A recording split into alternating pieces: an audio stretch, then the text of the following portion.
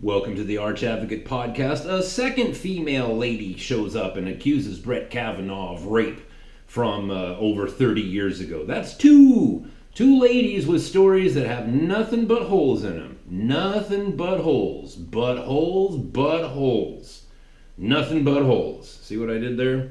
Now listen, got a couple of things to get to. First, we're going to talk about Kavanaugh. We're going to talk a little bit about the history of the Democratic Party. You know how the Democrats like to say, oh, that was the old Democratic Party before the Democrats switched to being Republicans and the Republicans switched to being Democrats. Like there's some magical shift in the space-time continuum where everybody just decided to be somebody else. And in fact, they decided to become their opponent. There's a new shift. It's happening right now in the Democratic Party. We're going to talk about that, and we're going to get into some Bible stuff and why it is that we don't lie about rape in particular. God, this is disgusting. So, all right. Now, Brett Kavanaugh. Now, I'm hearing a lot of newsies, right? People like Ben Shapiro, Tucker Carlson, whoever. You know, these people that they make their living on TV. There's a sort of repeated phrase going around, like, listen, like if this actually happened to her, then we have to be, I don't want to say that this didn't happen. I don't want to be insensitive. I don't want to, you know what I mean? Like they're trying to be as diplomatic as possible. Well, this here is the Arch Advocate podcast, and we don't have to do that over here. That bitch is lying. How's that? Right? Here's how I know. Here's how you know. Right? Okay, so you say this horrible thing happened to you 37 years ago. That's the count. 37 years. That's a lot closer to 4 decades than it is to 3 decades. So nearly 4 decades ago, you say this horrible thing happened to you. Okay, did you call the police? No. Okay, well, when did you call the police? Well, I still haven't. Ladies and gentlemen, she still has not called the police. I just want you to, put a pin in that. That is not insignificant. Did she call the police? No. Did she call the police then? Has she called the police to this day? No. Oh, who did she call? Dianne Feinstein, right? Senator Feinstein of California. Keep in mind, there's 50 states, and each state gets allotted 2 senators, right? It's not a small thing.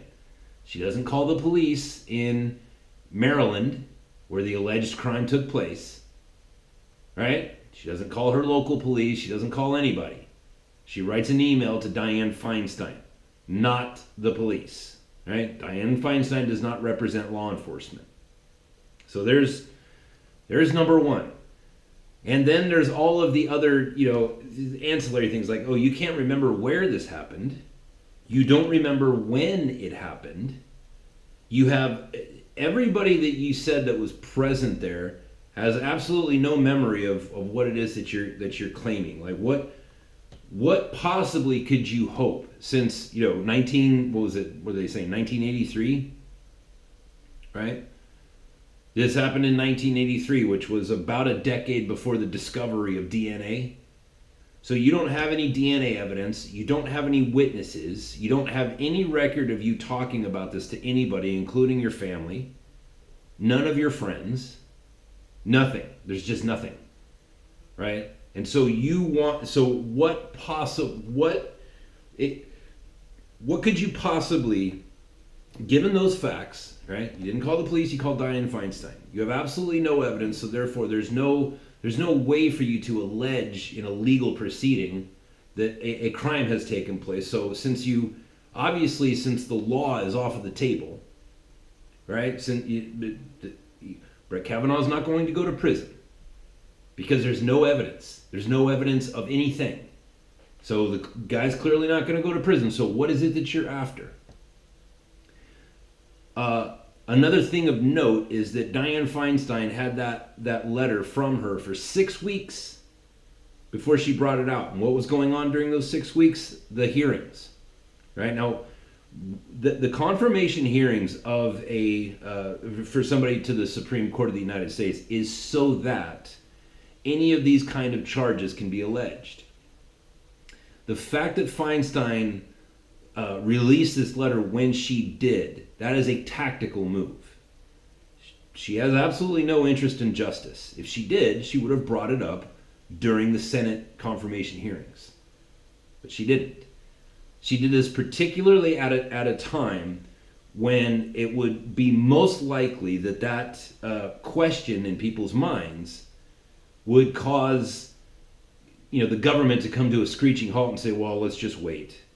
Well, the thing is because if you wait past this Thursday coming up, then you have to wait a whole nother cycle. That's what they're after. They just want they just want to use this as an excuse to put off the confirmation till this Thursday. Now you watch, right? If Kavanaugh is not, and I don't think he will be confirmed by the end of the week, but whether he is or is not, you watch, all of this news is going to go away. And these women and their little 15 minutes of fame, that's all going to go away this week.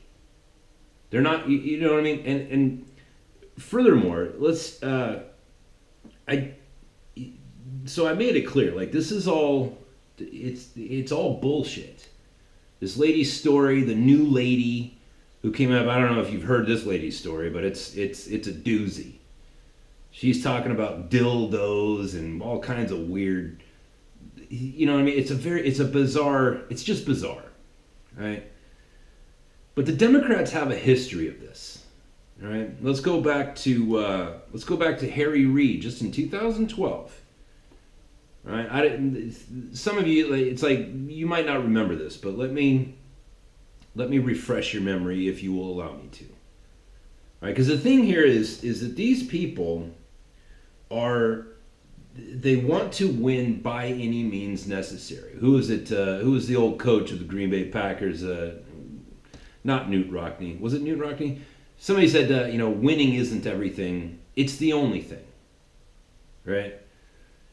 Now, there's a purity in that, right? You should play to win every single time. But there is a social contract where it's like, well, we don't cheat.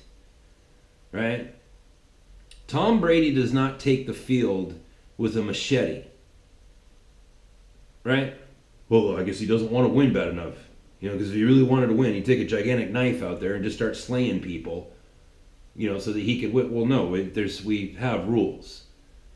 We have rules. You have to do everything you can to win within the rules. And cheating is a break of the rules.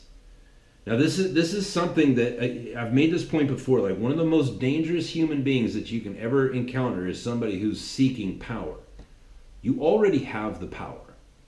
Every individual, like, you have unbelievable amounts of power at your disposal. Right? But think about this. Dianne Feinstein is the senator, one of two senators of the state of California. California, the biggest economy in the land, the biggest agricultural state in the land, the biggest technology. We have everything. And she's one of two senators. It's like, lady, you have the power. And yet you are still seeking power. This is dangerous. This is a threat to our way of life. It tears away at the very fabric of who we are.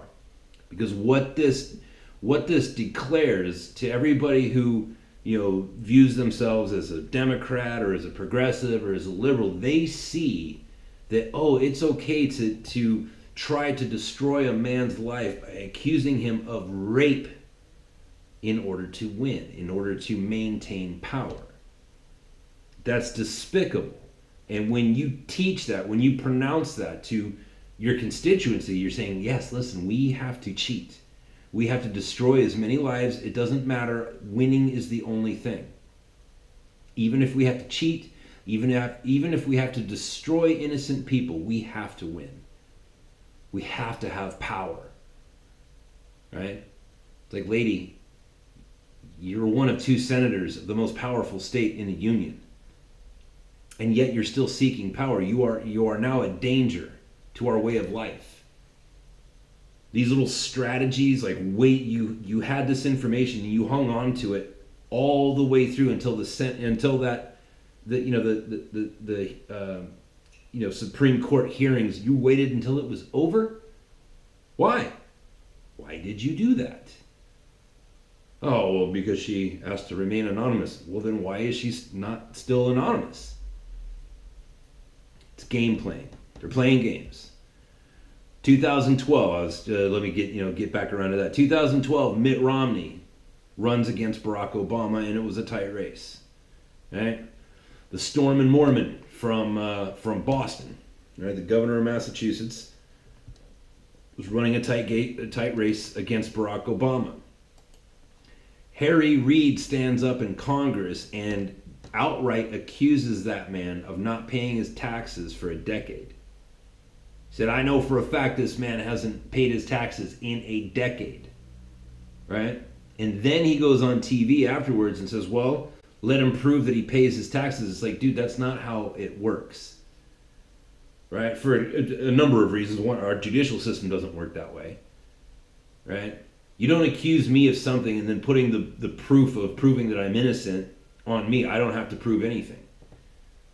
But secondly, it puts Mitt Romney in a position where it's like, well, if I chase this one, if I take time to chase down this accusation and prove to everybody that I didn't, then everybody's going to see that the Democrats are controlling my time and my schedule. Right? Because what do I mean, all I've got to do is just produce my tax records, but then I've got to get on TV, I've got to get people to listen to me, I've got to get, like there's a lot of work that goes into that. And Harry Reid was asked about that on TV after Mitt Romney had proven that he'd paid his taxes like everybody else. They bring him on TV and they ask him, like, listen, you made this accusation. It later came out to be false, and some people are saying this is kind of like, this is McCarthyite. And those words were used, by the way. This is McCarthyite in nature. You just accused him like McCarthy used to accuse people of being a communist. And you know what Harry Reid's response was? Well, oh, by the way, as he was giving this response on television, he's sitting in a studio, indoors, wearing sunglasses. All right, you know how like those new memes where the sunglasses come down like a boss. You know what I mean, like the sunglasses thing. He's sitting there on TV wearing like dark sunglasses, like he's Joe Cool, Snoopy, like he's Arthur Fonzarelli. Right? He's Joe Cool. He's sitting there with sunglasses on, dark sunglasses, and he says, well, he didn't win, did he? That's who these people are. They're slanderous. They're slanderers. Right? Woe be to the man that walks in the path of slanderers. This is epic. This is demonic stuff that we're seeing here. They're willing to just slander. You go back to was it Robert Bork? He was nominated to the Supreme Court, and they came out and Ted Kennedy came out and accused him of being a racist, saying that like a whole bunch of women were gonna die because they're gonna bring back the back alley abortions. All this just slander. And Bork sat there and said, "Listen, I can't believe." Like you can see the actual footage where he's like, I can't believe what I'm seeing here. You people are just making accusations completely baseless. You don't have any. You're just making these claims and not bringing forth any evidence. All you're doing is slandering me. And he didn't make it. Didn't quite work out the same way when the Democrats did the same thing to Clarence Thomas, only they couldn't play the race card because Clarence Thomas was black. So what did they do? Right? Rape. Now, Anita Hill, his accuser, was later found out to be a fraud, but that's what I'm saying is that this is now a habit. It's a pattern. It's a pattern with these people. We're either going to call him a racist, we're going to call him a rapist, or we're going to, in the case of Mitt Romney, who's just a good Mormon boy, right? Captain America. It's like, well, we can't really say anything like that. So let's just say that he hasn't paid his taxes and he's a rich bastard. Let's just say he's never paid his taxes in 10 years. Completely baseless. Right? Now, the Democrat Party is the party of the Ku Klux Klan. And you ask them about that, it's like they'll say, oh, well, that was before the party flip. That's back when the Republicans were the liberals and the Democrats were the conservatives. And then there was a party flip, and oh, it happened in the 1930s. Or wait a minute, I have to say it's 1960s because there were so many other Democrats that were blah, blah, blah. Like they get lost in that argument. It's like, okay, so you're saying that there was a period of time where the Democrats acted despicably. Well, yes, okay. Well, this period of history that we're living in right now, 50 years from now, Democrats are going to look back on this period of history and be like, well, that was before the party flip. That was back when Democrats would lie in front of everybody with no legal repercussions, by the way. It's not against the law for Dianne Feinstein to suggest that Brett Kavanaugh raped that lady. You know why? Because there's not been a police report. It's not against the law for her to hang on to that letter from the lady, from the accuser, for 6 weeks. You know why it's not against the law? You know why it's not obstruction of justice? Because there's no police report. Because there's no police report. Nobody's alleged a crime. To this date, there is still nobody who has filed a police report and said a crime has been committed. Not one. That may sound like it's not significant, but I'm telling you, it is the kingpin to this whole thing. Keep in mind, nobody has alleged a crime yet. Because when you allege a crime, you go to the police. Unless there's some other order, if it's a crime that has to deal with drugs, then you call the DEA. Or if you think that it's money laundering, then you call the Secret Service. Or if you think it's something that, you know what I mean? But either way, you call the authorities.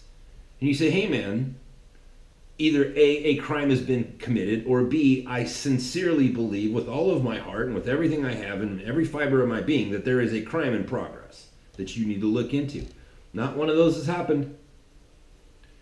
The only thing here that has happened is a lady wrote a letter to Dianne Feinstein saying that something horrible happened to her 37 years ago, and maybe or maybe not Brett Kavanaugh was involved. This is the dirty tactics of the left. This is why we don't teach our children postmodernism. Right? This is why we don't raise atheists. Right? This is why we raise our children to believe, like, listen, there is a reason why we don't lie. Because it's not, you're not alone in this world, right? We don't live in Sam Harris's universe where everything is determined and everybody's their own independent agent. It's like, dude, when you lie, when you bear false witness, it affects everything. That is a spiritual concept. They're trying to destroy this man's life. A man who was supposed to be sitting on the Supreme Court of the United States by the end of this week. There's some demonic stuff going on here. And you have to recognize that. You have to see it. And you have to respond accordingly, not just to show up in November and vote.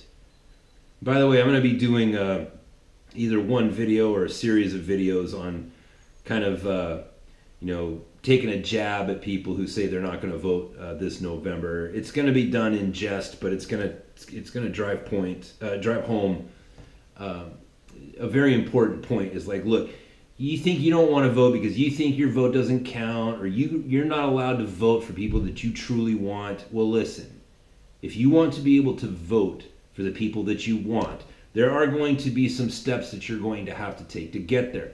You're going to have to vote in people who will get you closer to vote, changing the system so that you can vote for the people that you want. If you want to vote libertarian, then you're going to have to vote for somebody, Democrat or Republican, 99% sure it's going to be a Republican. You're going to have to vote for somebody who's going to get in there and listen to you when you say, like, listen, I want campaign finance reform changed. I want there to be more representation in the different parties, because I want to be able to vote who I want to vote for and believe that vote is going to, carry water.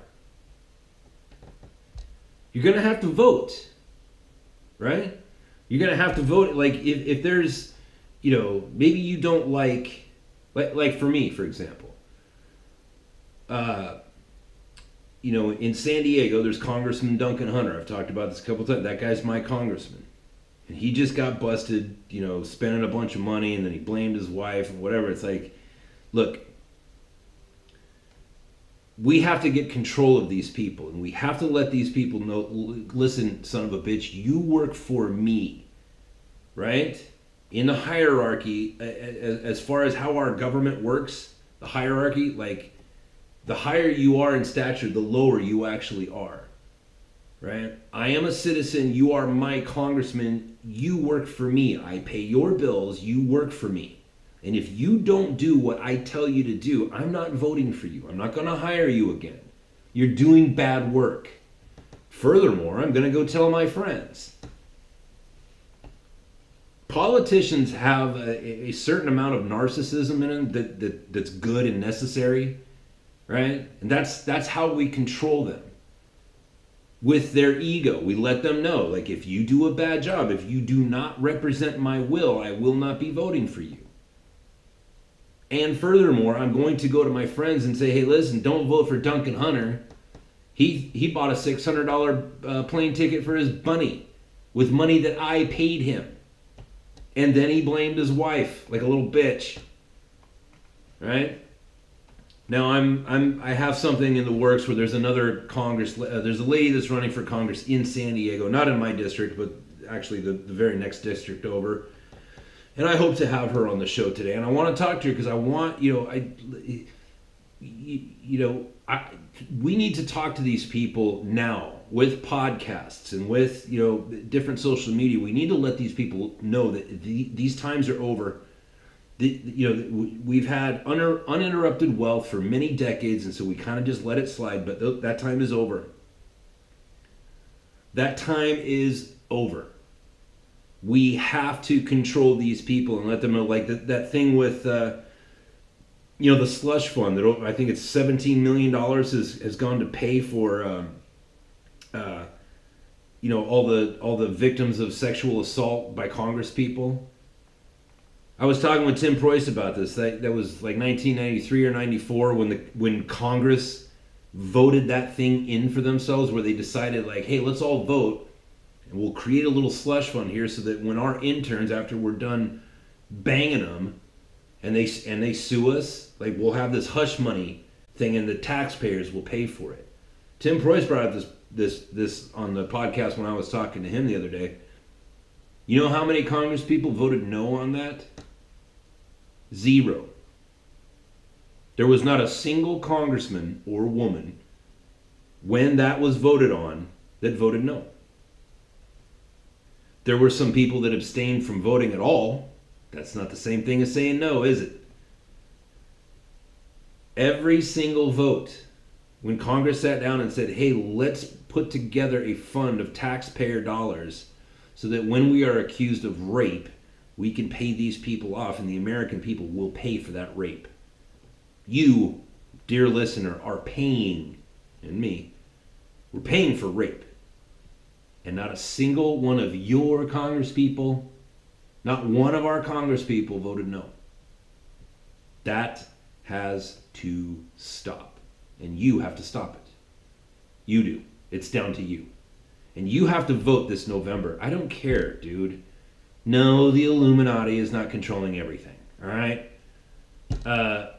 Yes, it's a bummer that we truly do have a two-party system, but there's only one way to fix that. We have to use the two-party system to make it something that looks more similar to what the Founding Fathers truly wanted. And you're going to have to put in somebody that you don't like or like less right now, and then you're going to have to, mad dog them for however many years, 3 years or however long their term is. You have to keep your foot on their throat and say, listen, damn it, I don't want to vote for you the next time. I'm putting you in here to go into Congress and introduce a bill that says, okay, when it comes to campaign finance, every different party, the Green Party and the Independent Party and the Libertarian Party, like all these different parties, they all get an equal cut of the pie and they all get an equal amount of airtime outside of podcasts and things that you can't really control, but Fox News, CNN, these sorts of things, they all, there has to be some sort of law where everybody gets an equal share of the time and the money. That's the only way to fix it. And you're not going to, by you abstaining to vote and put in somebody that you like less, you're never going to get it.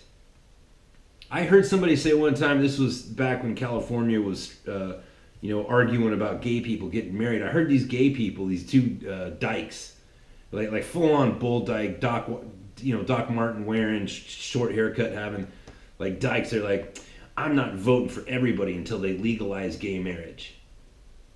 And I just thought that was so bizarre. Like, wait a minute. You're saying you're not going to participate in the political process until the political process is operating to your liking. It's like, boy, you almost have it. You're almost perfectly dead on where you need to be. You just need to flip those two concepts, and then you'll be dead on. You have to participate in the political process to get the political process to work the way that you want it to. That's how that works. You understand that? You have to participate. You have to do some things that you're not going to like to do.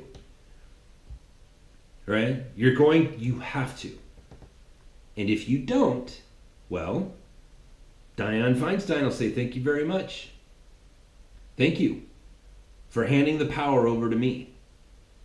And now I shall go and move on to my next move of, the next thing that I try to use to acquire power. What's the next thing going to be? They've already called everybody in the world a racist. And that didn't work. And now they're calling everybody a rapist. Mitt Romney was accused of being a tax evader. What's next? What will be the next thing that they use to hurt other people in their quest for power? Oh, you're a murderer. You're a pedophile. Right? What can it be? Use your imagination, people, because whatever that is, it's coming if you do not take the power back. Use the power that you have. Right? Don't be one of those people who's always on the quest for power.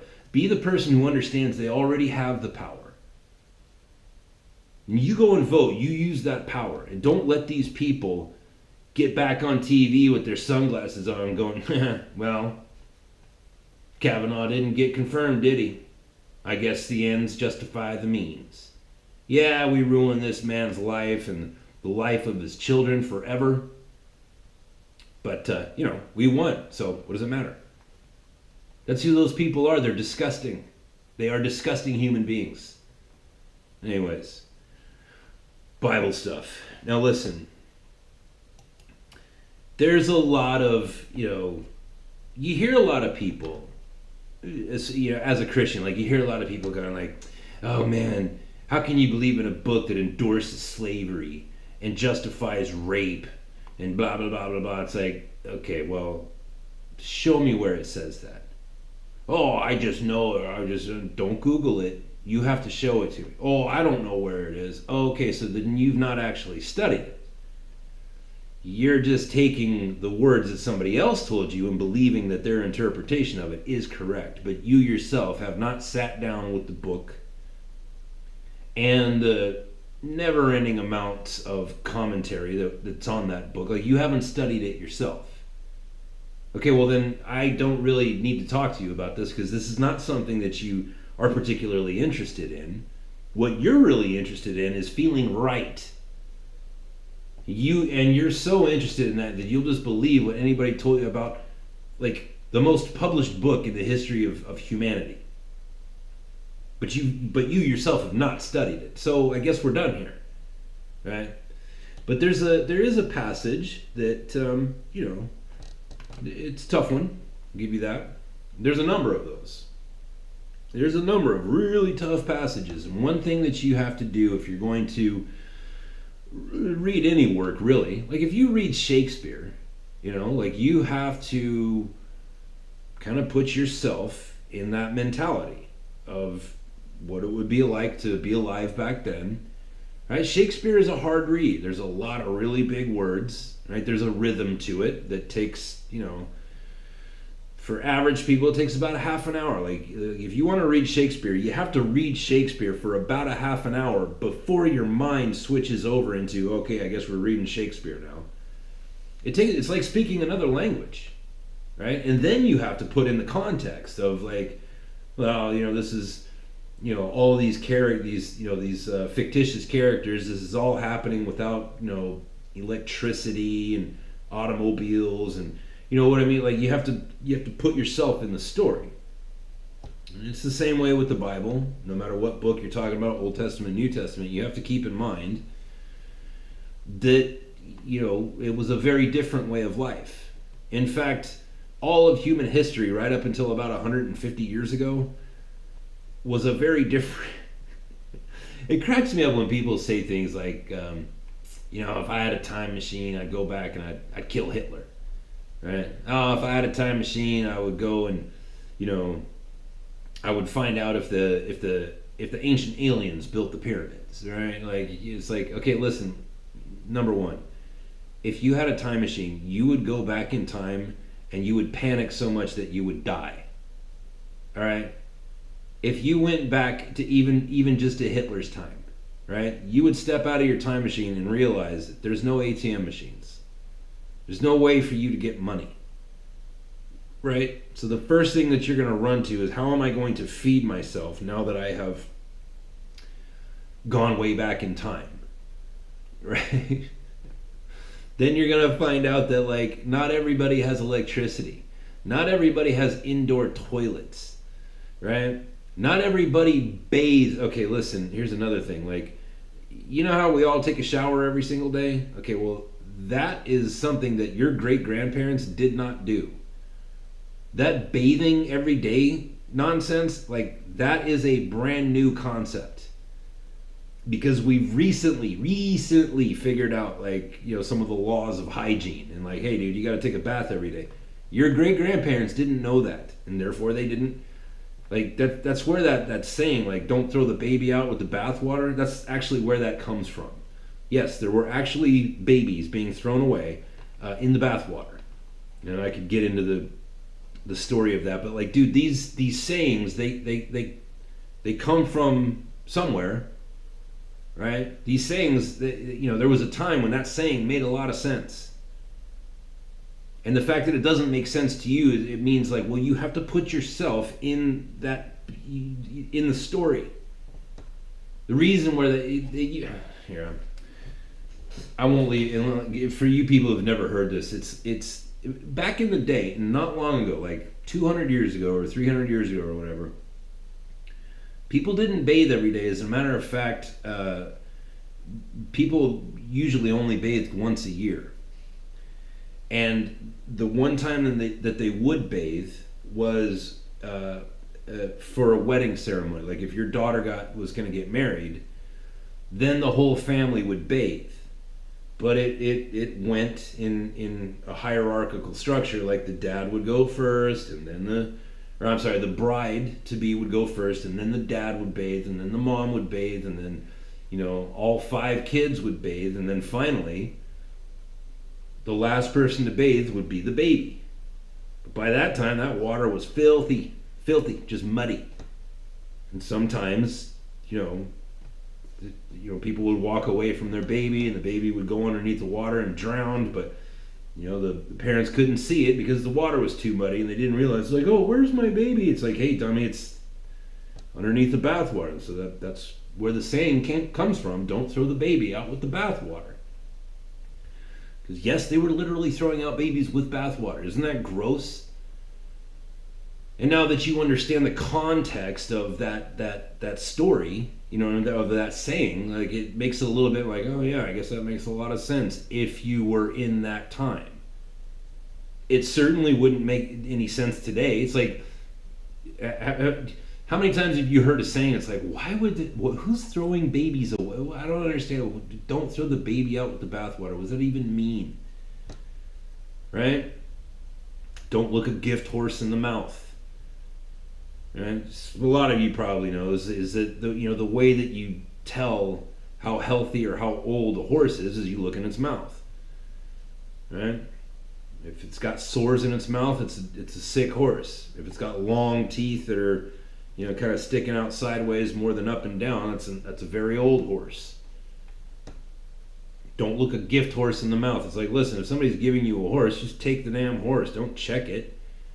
Doesn't matter how old it is. It's a horse. It's free. Take it. Don't, you know what I mean? Like, and if you lived in a society where the only two means of transportation were either your feet or a horse, and horses were very expensive, don't look a gift horse in the mouth. You just take the damn horse and you ride it until it dies, right?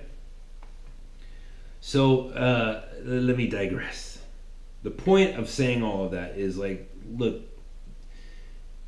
most things don't make sense unless you put yourself in the story, and everything has to be precise, right? You go back, like when you read the Gospels, like, look, if you don't see those characters as being real people, and trying to put yourself in the story where you realize, like, okay, there's no running water, there's no electricity, there's no vaccines, there's no, you know what I mean? There's no ATM machines, there's no,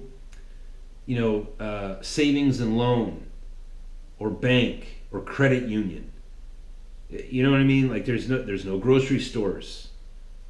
There's no refrigeration. You have to put yourself in the story, or else you're not getting the full thrust of what's being said. You have to try to feel what those people felt. You have to try to come to an understanding of the language. Like when you read,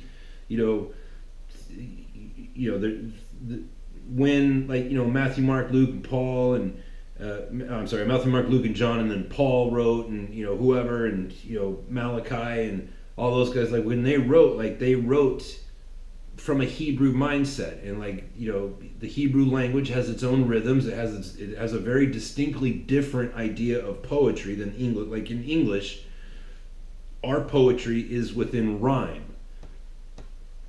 Hebrew poetry doesn't work with rhymes, right? It's not how Hebrew poetry works, and if you don't understand how Hebrew poetry works, you're not going to get the full thrust of what's being said, right? That's what I was saying about all that other stuff, like don't throw the baby out with the bathwater. Is like, look, put yourself in the story and try to understand what these people are saying. And I say all that to say this, is that one of the very controversial the passages of scripture that atheists and other people and haters, people who hate God, I'm sorry, atheists, what I meant to say is people who hate God, because most people who claim to be atheists are actually very much theists. They believe very much in God and they hate him.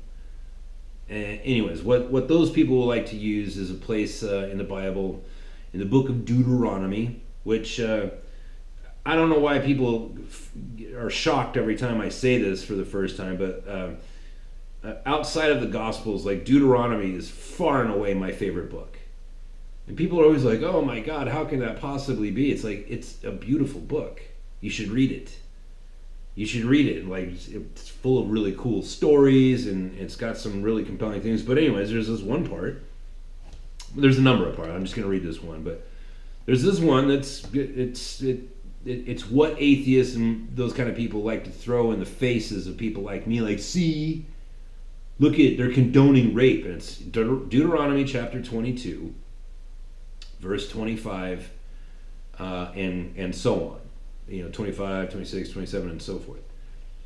But starting in verse 25, it says, "But if a man find a betrothed damsel in a field," right? So a woman who is old enough to get married, right? If a man find a betrothed damsel in the field, and the man force her and lies with her, then the man only that lay with her shall die. Okay, pretty clear. If a guy forces himself on the woman, then only the woman is to be put to death. All right, now, I need you to kind of, try to put yourself in the story. This is not New York City where this is being written. This is not Pharaoh's Egypt that this is being written. This is being written to a tribe of people who are living in the desert. They are like Bedouin sort of people. They're living tribally. And in their their concept of getting married and the holiness, the holy nature of marriage and all that thing, that any kind of sex outside of marriage is rape. All of it. Even if it's consensual. Like, if a married woman goes and has sex with another man who's not her husband and he's married too, like, that is still, in those people's view, that is a different type of rape. Those people took something that did not belong to them. That's rape, right? So here's this part of Deuteronomy, and I will tie this into Kavanaugh's accusers, but you're gonna have to wait. I'll get there, trust me. But if a man find a betrothed damsel in the field and forces her to have sex, then only the man with that had sex with her, only he will die, or he should be put to death. But unto the damsel, right, to the young lady, you shall do nothing. There is in the damsel no sin worthy of death. Right? So they're saying, like, look, it's not her fault. This guy forced himself on her. Even though she was a participant in a rape, she was an unwilling participant. Right? So you see what I'm saying? Like, they still conceptualize it like, oh no, she participated in a rape as if she had committed it, but she was forced, so she was an unwilling participant, and therefore, right, like that word rape, it doesn't mean, it doesn't mean the same thing that it means to us today. Back then, it's like, if a man raped a woman, then he's guilty of rape and she's guilty of rape. Right? Because it's the rape part of it is the sex outside of marriage. That's rape. So in verse 26, it makes it very clear, like, hey, listen, but unto the damsel you shall do nothing. You're not supposed to kill her, because within the damsel is no sin worthy of death. For as when a man rises against his neighbor and slays him, even so in this manner. And so again, like this, in the case of murder, it's like, well, there were two participants in this murder, the murdering guy and the guy who got murdered. And the guy who got murdered was an unwilling participant in murder. Do you see what I'm saying? Like, you understand how, like, the language, the workings, like how the language works, it's a little bit different? Okay, are you with me? All right. Verse 27, this is the part that people use. For he found her in the field, and the betrothed damsel cried out, and there was no one to save her. Right? And then it goes on to say, if in Deuteronomy chapter 28, verse through 29, it goes on to say, if a man finds a damsel that is a virgin, which is not betrothed, and lay hold of her to seize and lie with her, and they be found, then the man may lay with her, and shall give unto the damsel's father 50 shekels of silver or whatever. And these are the parts where it gets really contentious, and where people will say, like, well, don't you see what they're prescribing here? They're saying it's okay to rape. It's like, okay, no, that's not what it's saying. If you read the entire, because it's a lengthy section of Mosaic law where they are discussing this particular issue of rape, right? What they're saying is it's a prescription on what to do in case there's, right, like if you're a father and your daughter comes home and she was a virgin and now she's not anymore, or she turns up pregnant and she wasn't married, then that means that she's been raped. And furthermore, it means that in your little tribe where everybody's kind of related, and so making sure that cousins don't marry other cousins, and you don't accidentally marry somebody that you're very close related to, like those things were all very strictly regulated. Like, they kept books. The Jews were very particular about their genealogies for that reason. for that reason, so that we can make sure, like, okay, let me make sure you're not, because we're all living together in the middle of the desert in a tribe. We have to be very careful about who we let our sons and daughters marry, because it would not be very hard for people to accidentally marry their first cousin. That is a huge concern if you're living in a small little tribe. And so what they were saying was like, look, all right, this guy and a girl, they get married. I'm sorry, this guy and this girl got caught having sex in a field. Right? This is in Deuteronomy, it's giving you like a for instance, right? But if a man betrothed find a damsel in the field, and wait a minute, where did the field come from in the story? It's Moses' way of saying, no, I'm giving you a hypothetical here, right?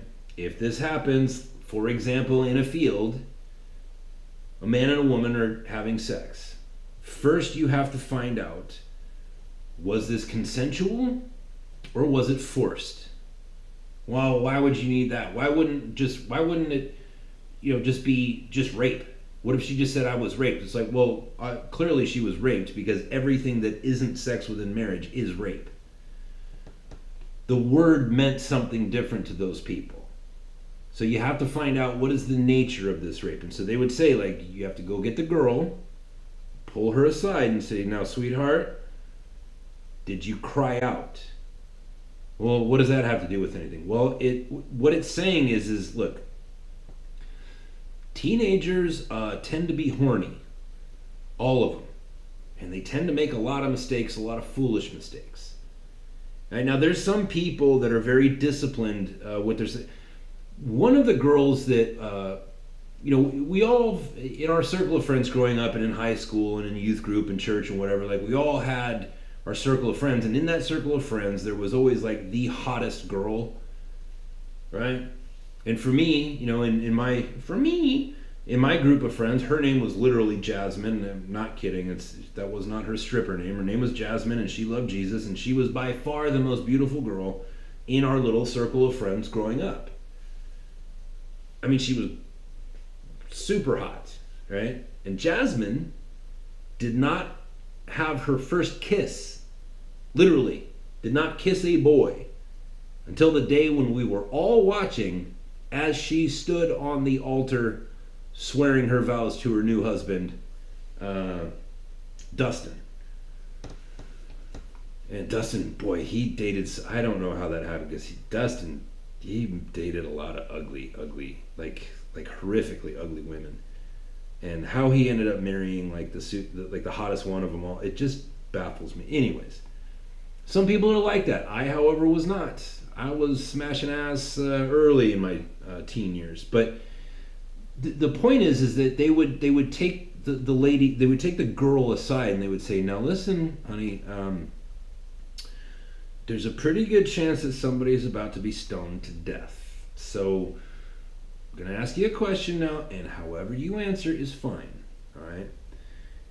This boy, is he your boyfriend, right? Like, are the two of you, do you flirt with each other? Are you know what I mean? Is this just a mistake that two teenagers made, or did you cry out? Or were you victimized? Did he force himself upon you? That's what that passage means, is like, look, did you cry out, or is this your boyfriend? Because if it's your boyfriend, then we have another social remedy for that, and that is, you're going to be forced to marry, because that's, like, you guys have had sex, and in our tiny little tribe, like, if you're not a virgin, then you're not getting married. And so if you give up your virginity to a man, it's like, congratulations, mazel tov, you're married now. And in a tiny little tribe of people, that's, like, you have to put yourself in that story. You can say, oh, that's just so archaic or whatever. It's like, dude, that was 3,500 years ago. Yes. Different times. Different way of life. Completely different social contract. Yes. Now, you can bemoan that fact, but it's like, okay, well, then I guess you need to build a time machine and then go back 3,500 years ago and you fix it. And until then, shut your mouth. Different time, different culture, different people, different rules, all kinds, different. So as we look at like what this lady with Kavanaugh is doing, it's like, why are you, you're trying to get this man killed. You're trying to get this man killed. You're saying that he attempted to rape you, but you still have yet to cry out. You still have yet to cry out. You have not called the authorities yet. To this day, no police report, no call out to the authorities, nothing. It's a letter to Dianne Feinstein. And Dianne Feinstein is saying, oh, we need to get the FBI involved. For what? For what? You going to get the FBI's crime scene unit out there to scrape up the microfibers and the bodily fluids and whatever? Oh, that's right. It happened 37 years ago. There is none. You going to get him to go talk to the witnesses? What witnesses? Oh, you mean the 4 people that you've already named? Well, all 4 of them said they don't know what the hell you're talking about. So what's next? And it's just complete coincidence. It's complete coincidence that this fact has not been revealed to the rest of us until 6 weeks after you had it, until the Senate confirmation hearings were already over. Now you're dropping this? I smell a rat. It's bullshit. And they're trying to get people, metaphorically killed for it. And life is precious, but not to those people, right? Senator Feinstein and this lady who's accusing him of rape and the new lady who's now accusing Brett Kavanaugh of rape, they look at Brett Kavanaugh the same way Adolf Hitler and most of Germany viewed the Jews. Well, they're not even people at all. It's okay to kill these people. They're not even human. They're in the way of me obtaining the power that I so rightly deserve. These people are in my way, and they're just not even human. Let's kill them.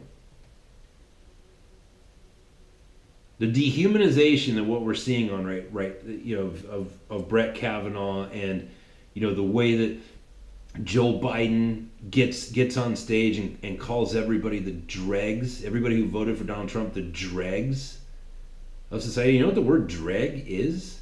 It means useless, unwanted. It's actually actually comes from how you process and make wine. Right? You take a bunch of grapes and you put it in a vat and then you stomp on it. You squeeze it out. And then what you're left with is, a vat full of juice and a vat full of, grape skins and seeds, right? But not really, because you go into that vat of juice, and there's all these little, specks of, stems and dirt and all kinds of stuff, little tiny specks. And so what you got to do is you got to let that wine, you have to let it sit there so that all of that sediment can float down to the bottom and settle. Those are called the dregs.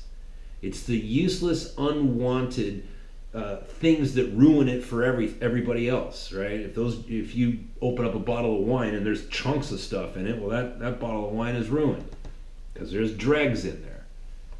And that's what Joe Biden was calling everybody like me. You're the dregs. You're the unwanted. You're the useless. Wow.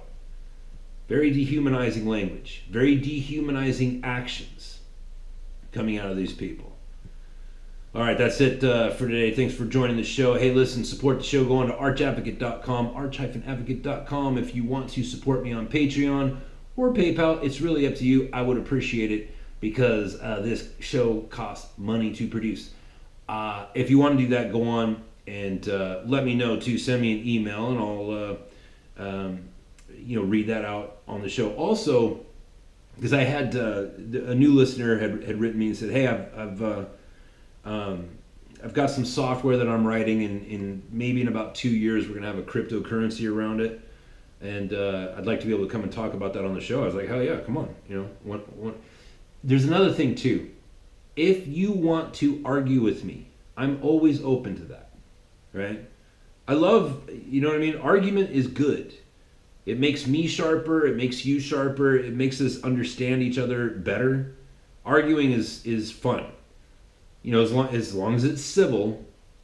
If you want to argue with me about something, like if I say something and you're like, Pete, I don't know about that, come on the show, dude. Like, dude, we're all friends here, right? We can all have. I'm gonna have. I've made the joke about Sam Harris a number of times. Like, Sam Harris is a plagiarizer, and all he's doing is he's taking Calvinism, removing God from it, and then pawning it off as if it's original thought. And I think that that's stupid, and I think that it's weak. And I don't like Calvinism either. I think Calvinism is weak. But guess what? One of my very best friends in the world, his name is Josh, and he's a Calvinist, and he is infinitely more well-read on the topic of Calvinism than I am, by far. I mean, by like a long shot, right?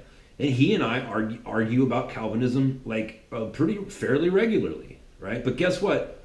We are friends, right? And so he has, I was talking to him last night, he's agreed he wants to come on the show and just shit on Sam Harris for about an hour. But you'll hear me arguing with him and shitting on Calvinism as my friend, right?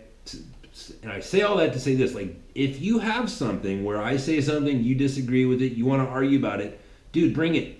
We're all friends here. It's what this show is about. I've said this 1,000 times before, maybe not 1,000, but I want this show to be interactive. I want it to be fan interactive. I want everybody to come in and have their say. So if you want to come on the show, trust me, I'll give whatever. You want an hour?